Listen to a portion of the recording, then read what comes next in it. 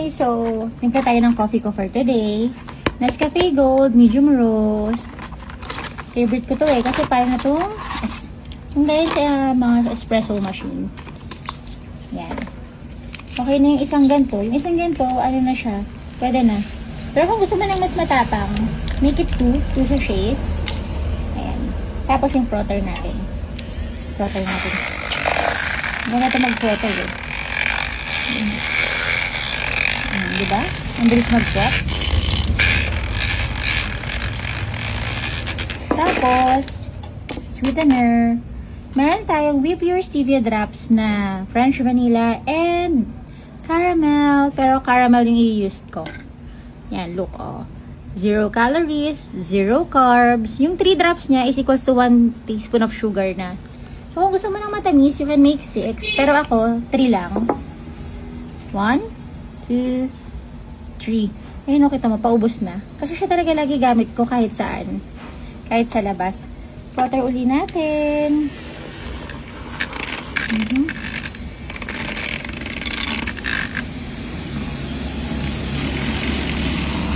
Yan, masyado na siyang ma-frot. Taktak natin. Tayo natin to. Tapos yung milk natin, we will use So Good Barista Oat. Ito yung alternative ko para sa oat side. Tapos, dito ko siya lalagay.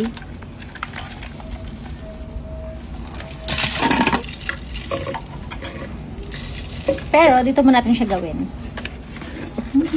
Yan na natin ng milk.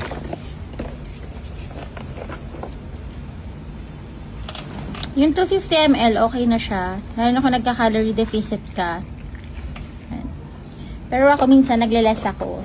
So, ito naman, 143 calories siya per 250 ml.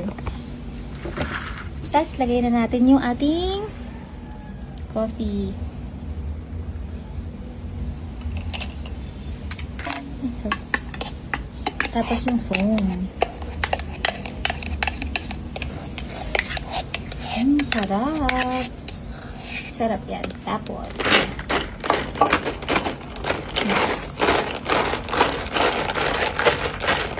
sarap mo.